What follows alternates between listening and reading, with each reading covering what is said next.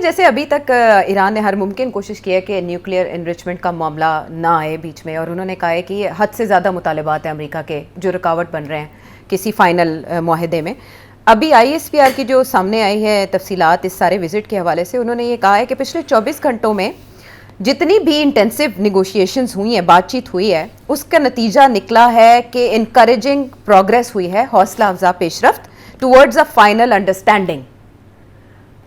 Understanding of some मुआहिदा और some जंगबंदी और what Obviously final understanding on the nuclear issue. On the nuclear issue. Yes, okay, yes. it is not. नहीं तो उसमें Hormuz भी तो इंक्लूडेड है ना। Hormuz included. दो ही तो इश्यूज हैं, हॉर्मुज और न्यूक्लियर। न्यूक्लियर की वजह से हॉर्मुज बन गया। जी। अब हॉर्मुज मसला नहीं हल हो रहा और न्यूक्लियर भी नहीं हल हो रहा। राइट। तो अब हॉर्मुज के ऊपर मैंने अभी आपसे कहा वो कर दिया। लेकिन सेठ साहब, अगर इसमें न्यूक्लियर एनरिचमेंट का मामला आ जाता है तो ये तो अमेरिका की कामयाबी ही कंसिडर किया जाएगा ना। अगर नहीं, देखिए, नहीं, यही तो प्रॉब्लम है ना, कामयाबी है या नहीं है। पहले क्या था और अब क्या है। Let's look at both issues. Okay.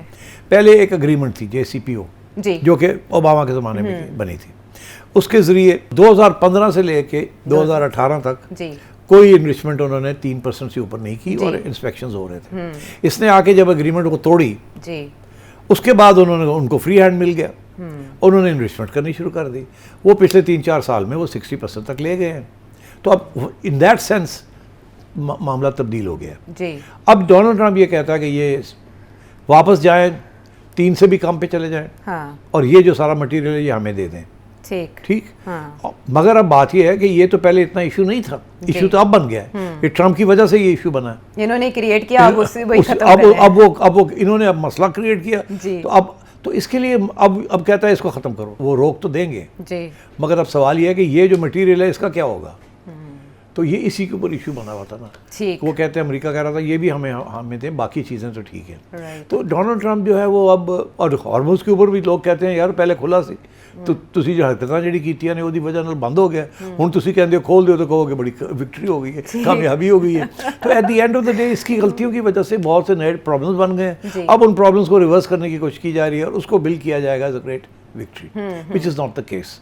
But I think at the end of the day ये यूरेनियम जो है ये थर्ड कंट्री पे चला जाएगा और डोनाल्ड ट्रंप कहेगा ठीक है वी सक्सीडेड। मंतकी नतीजा इसका यही दिखाई दे रहा है। लेकिन अभी 3 से 4 दिन ही आप समझते हैं और लगेंगे किसी अंडरस्टैंडिंग तक पहुंचने में? नहीं, इसमें 2-3 चक्कर और लगेंगे।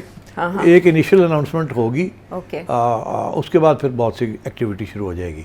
मगर जैसे मैंने कहा अभी अनाउंसमेंट अभी मुझे तवक्को नहीं है कि अगले 1-2 दिन में हो, मगर इस अगले हफ्ते तवक्को है कि कुछ ना कुछ होगा, कुछ ना कुछ। ये मैंने कल के प्रोग्राम में भी कहा था। और अगले हफ्ते कुछ ना कुछ में, अभी 50-50 ही है सब। जब मार्को रूबियो का एलिमेंट डिस्कस हुआ तो उनका इंडिया विजिट भी डिस्कस कर लेते हैं, जो क्वाड के सिलसिले में। क्वाड के आप बहुत पहले पेशगोई कर चुके हैं कि क्वाड का क्या फ्यूचर है। बहरहाल वो उधर अभी रेड कार्पेट में न्यू दिल्ली में एक इवेंट है, उसमें वो शिरकत कर रहे थे जिसका हमने शॉट चलाया। सेठी साहब जब वो पहुँचे इंडिया में, उनको जयशंकर रिसीव करने नहीं पहुँचे, और बजाय ये कि उसके बाद वो जयशंकर साहब से जाके मुलाकात करते, हम मनसब हैं, वो डायरेक्ट वज़ीर-ए-आज़म नरेंद्र मोदी से मिले हैं। बेशक उसमें जयशंकर भी थे, अजीत डोवल भी थे, बट ऐसे लगा जैसे सारे प्रोटोकॉल्स उन्होंने बाईपास कर दिए। हाँ, देखिए ना, यू हैव टू अंडरस्टैंड कि इस ट्रिप का मकसद क्या था जी। क्वाड फारग है, Quad is over, finished. Quad was anti China front जी, और डोनाल्ड ट्रंप ने तो ऑलरेडी हट गया वहाँ से, एंटी चाइना से। वो तो प्रेसिडेंट शी ने जो बात की है कि लड़ाई झगड़े नहीं होने अब जी, और डोनाल्ड ट्रंप ने भी ताइवान के ऊपर जो अपनी पोजीशन चेंज कर ली। वो वेपन्स की सेल पे आपने बात करनी थी, मैं अभी वो इसमें ऐड कर देते हैं जी। तो I think quad is over. अभी आपने देखा जापान, साउथ कोरिया, ईरान के साथ बराह रास्त शुरू हो गए जी, वो आज भी बात हुई फ़ोन पे। सो और चाइना और ताइवान इन्होंने भी आपस में बात करनी शुरू कर दी।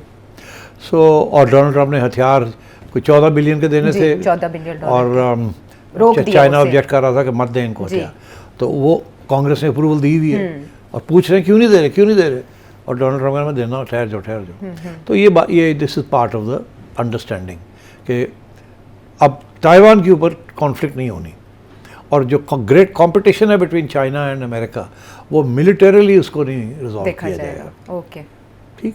सो एक एक्सेप्टेंस हो गई है कि चाइना इक्वल पावर बन गया, और उसका फाइनल प्रूफ क्या है कि डोनाल्ड ट्रंप ने G2 की बात की है। याद है जब निकला वहाँ से तो कहता है G2 जी, अब G5 भी हमने सुना हुआ है, G7 भी सुना हुआ है, G20 भी सुना हुआ है, G20 भी सुना हुआ है, तो अब G2 आ गया। G2 is obviously China and America, ठीक। तो इसलिए अब डोनाल्ड ट्रम्प ने 2 ग्रेट पास जी, एक बढ़ रहा है और एक जो है थोड़ा बहुत डिक्लाइन में है जी। तो अब वो 2 ग्रेट पास, एक की मिलिट्री स्ट्रेंथ अभी भी बड़ी है, टेक्नोलॉजी में बड़ी लीप्स हैं, दूसरा मैन्युफैक्चरिंग जायंट बन गया है, फैक्ट्री ऑफ द वर्ल्ड बन चुका है, ठीक। So I think there is an understanding कि अब आगे जो वर्ल्ड ऑर्डर बनना है वो मिलिट्री कॉन्फ्लिक्ट के ऊपर नहीं बनना, एक दूसरे को अंडरमाइन करके नहीं करना, तजारत और इकोनॉमिक्स, ये दिस इज़ फेयर गेम, इसमें हमने कंपटीशन करनी है एंड सो ऑन। तो मेरा ख्याल है कि that message is gone through and that is why Taiwan के ऊपर चाइना ने जो कहा है डोनाल्ड ट्रम्प को कि हम मिलिटरीली नहीं ताइवान को टेक ओवर करेंगे, इस मगर वो हमारा हिस्सा है और वो एक दिन हमारा हिस्सा बनेगा और वो हम पीसफुली करेंगे, ठीक। तो I think this is where we are headed on Taiwan. अच्छा। And Quad in that sense is now becoming redundant. और इंडिया नाराज है अमेरिका के साथ। अच्छा। जाहिर है अमेरिका के पाकिस्तान और इंडिया के दरमियान जो कुछ हुआ है, अमेरिका ने पाकिस्तान को घास खिलाया है और इंडिया को घास नहीं दिया, नहीं डाली। इंडिया बहुत बहुत अपसेट है और नरेंद्र मोदी की पोजीशन बड़ी कमज़ोर हुई है, बड़ा तंज हुआ है उनके ऊपर, और तू तो जपिया पाना फिरना तो मेरा ट्रम्प तो उसको बोला कि तेरे नाल उन्हें देखो ट्रम्प ने तुम्हारे साथ क्या किया, माँ फ्रेंड। हाँ, माँ फ्रेंड ये वो। तो अब बात ये है कि इंडिया के साथ रिलेशंस को रिपेयर करना है।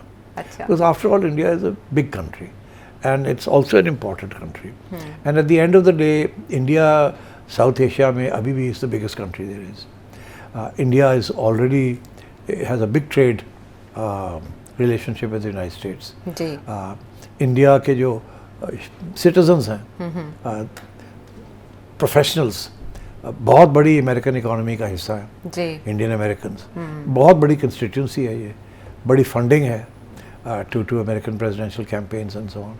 तो I think this is an attempt by Donald Trump कि इंडिया के साथ रिलेशंस को रिपेयर किया जाए। अच्छा। डोंट फॉरगेट इंडिया ने इस दफ़ा अमेरिका की और इसराइल के साइड ली है इन दिस कॉन्फ्लिक्ट, मगर अमेरिका ने कोई ख़ास तारीफ़ नहीं की थी इंडिया की, इसराइल कर रहा था मगर अमेरिका पीछे हट के बैठा हुआ था जी। तो आई थिंक ये रूबियो को भेजा है कि यार जाके ज़रा नरेंद्र मोदी से थोड़े से गोडे छोटे पढ़ लिया और ज़रा खुश कर रहा है, मसला बनाया है, नो रीज़न फॉर दिट। तो इसलिए जैसे ही वो आया है वो जयशंकर, इन्होंने फिर स्नब मारा उसको, इंडिया करता है ऐसे, और जयशंकर नहीं लेने गया just to give a message कि we are not happy with you, कि वी आर इंडिया। स्नब किया है अमेरिका को, अच्छा, कि तुम हमारे साथ इस तरीके से बिहेव कर रहे थे, ठीक है फिर हम। तो वो अब आया है, उसको एक low level foreign office official ने मिला, हालांकि प्रोटोकॉल है इसके इक्वल बंदा मिलने जाएगा, वो नहीं गया जयशंकर। यही कंपैरिजन किया जा रहा है, पाकिस्तान आते हैं जेडी वैंस तो कौन जाता है रिसीव करने और वहाँ देखें कौन है। तो अब खैर Rubio is a little below JD Vance but still, तो इसलिए आई थिंक रूबियो को इस बात का, वो कोई टेक्निकल बात नहीं करने गया, क्योंकि टेक्निकल बात अब रही कोई नहीं गई क्वाड की। अच्छा, क्वाड ही फर्क हो गया तो तुम की करोगे।